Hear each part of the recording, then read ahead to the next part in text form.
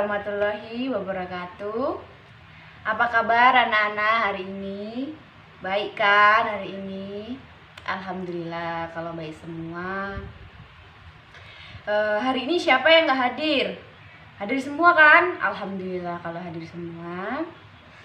Nah, pada hari ini di mata pelajaran sejarah, Ibu akan membahas materi tentang peninggalan pada masa Islam. Nah, baik, materi yang pertama Ibu sampaikan itu Indonesia mempunyai beberapa macam pusaka. Salah satunya itu keris. Ya, keris yang merupakan warisan budaya dunia ini memiliki kedudukan yang terhormat oleh masyarakat Jawa. Hampir setiap orang Jawa itu anak-anak dahulu memiliki keris sebagai pusaka sekaligus identitas status sosial. Keris ini juga dipercaya mampu meningkatkan pamor pemiliknya atau meningkatkan derajat pemiliknya. Selain keris, ada tombak pusaka yang juga menjadi senjata pusaka. Pada zaman dahulu ya, dari sekian banyak benda pusaka yang ada, terdapat beberapa benda pusaka yang melegenda. Baik itu dari cerita maupun kekuatan yang tersimpan di dalam senjata pusaka tersebut anak-anak ya. Pusaka itu merupakan peninggalan dari tokoh-tokoh Mataram yang saat ini ya anak-anak tersimpan di Keraton Yogyakarta. Di sini Ibu akan membahas empat peninggalan keris tersebut. Tapi di sini Ibu akan memberikan salah satu contoh dari 4 pusaka itu. Yang pertama itu yang dipercaya memiliki kekuatan yang paling banyak kekuatannya gitu ya. Nah, itu yang pertama itu Kanjeng Kiai Ageng Kopek. Nah, yang kedua itu pusaka Kanjeng Kiai Joko Piturun. Nah, yang urutan ketiga itu pusaka Kanjeng Kiai Pleret. Nah, sedangkan yang terakhir ini Kanjeng Kiai Paru Kinting. Mohon maaf anak-anak. Itu yaitu Kanjeng Kiai Baru Kiting. Nah, ini adalah contoh dari keris Kanjeng Kiai Kopek atau pusaka keraton ya anak-anak. Ini bentuknya kayak gini. Ya, kemungkinan bentuknya kayak gini lah ya anak-anak ya. Nah, coba kita lihat dalamnya. Begini. Nah, kayak gini anak-anak ya bentuknya. Pusaka dari keris Kanjeng Kiai Kopek atau pusaka keraton ya anak-anak ya. Nah, sejak abad ke-19 Masehi sampai masa kerajaan Islam di Jawa, keberadaan keris terus berlanjut gitu ya. Bahkan sekarang masih dijumpai pembuatan keris di beberapa tempat dengan teknik-teknik tempa, lipat yang menjadi ciri khusus pembuatan keris tersebut. Pada teknik tempa atau lipat, besi dan pamornya disatukan, kemudian ditempa sampai menjadi satu, kemudian dilipat dan ditempa lagi, dan demikian seterusnya gitu anak ya pembuatannya. Ini bentuk dari keris Kanjeng Kiai Kopek atau pusaka keraton ya. Nah, keris itu terdiri dari mempunyai rincian yang terdiri dari besi.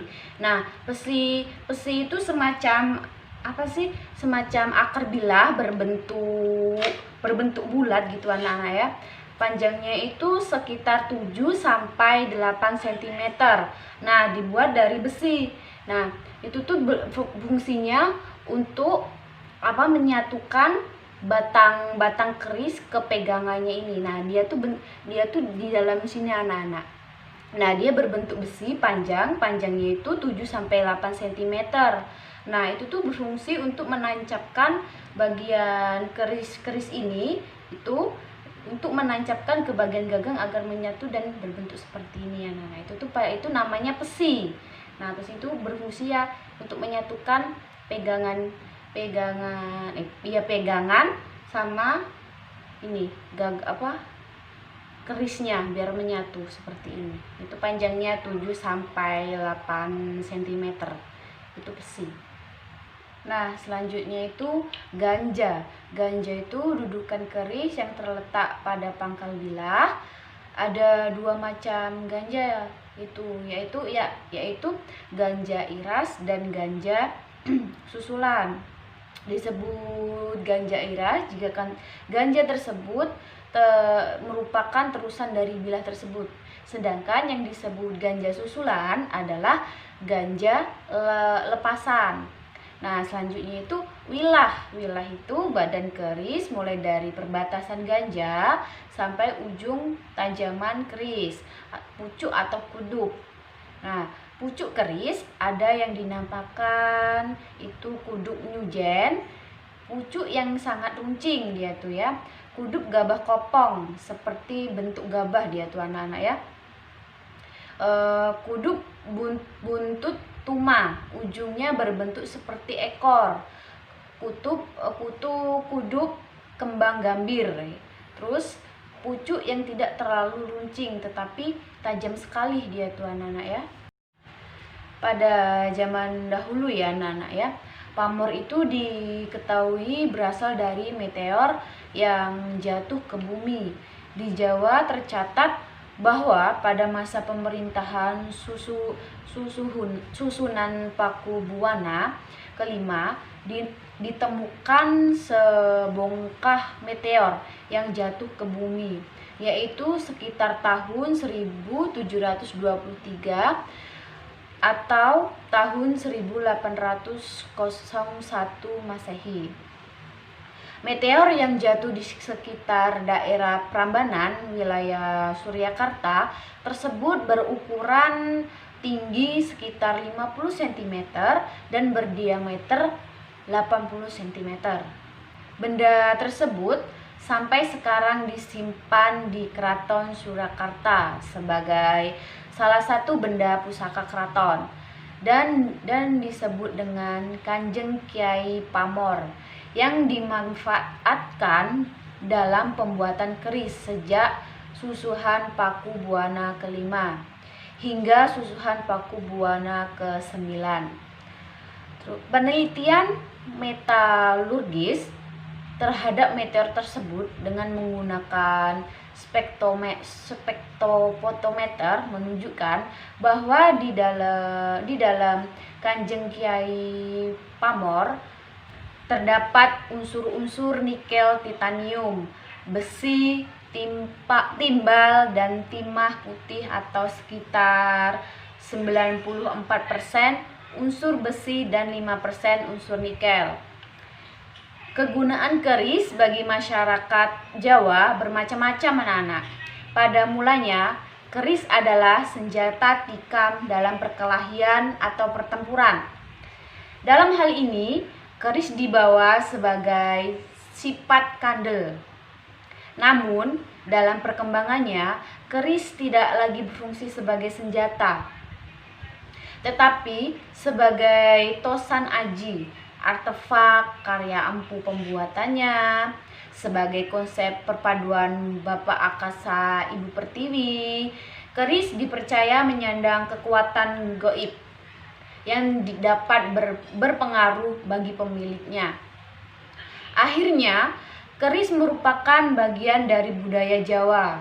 Sebagai salah satunya, kelengkapan hidup orang Jawa yang tergambar dalam konsep wisma atau rumah, garwa atau istri, turangga atau kuda, kukila atau burung, dan curiga atau senjata keris.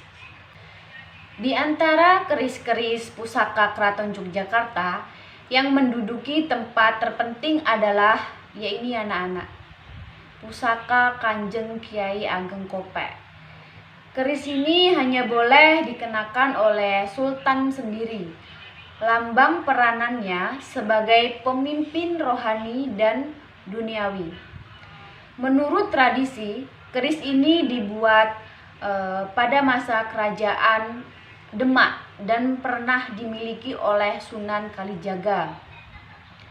Selain itu, ada keris Kanjeng Kiai Joko Piturun yang hanya boleh dikenakan oleh putra mahkota. Sedang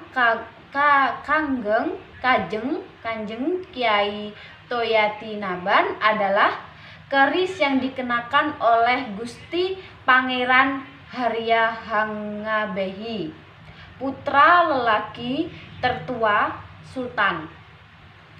Keris Kanjeng Kiai Purboniat hanya boleh dikenakan oleh patih dan mureja. Ya, baiklah itu materi kita pada hari ini ya anak-anak ya. Dan pada intinya keris itu merupakan warisan budaya dunia yang memiliki kedudukan yang terhormat oleh masyarakat Jawa. Hampir setiap orang Jawa pada zaman dulu itu memiliki keris sebagai pusaka atau sekaligus sebagai identitas status sosialnya. Ya baiklah anak-anak, itu materi dari Ibu. Waktu juga sudah habis ya. Ibu akhiri. Wassalamualaikum warahmatullahi wabarakatuh. Sehat selalu anak-anak.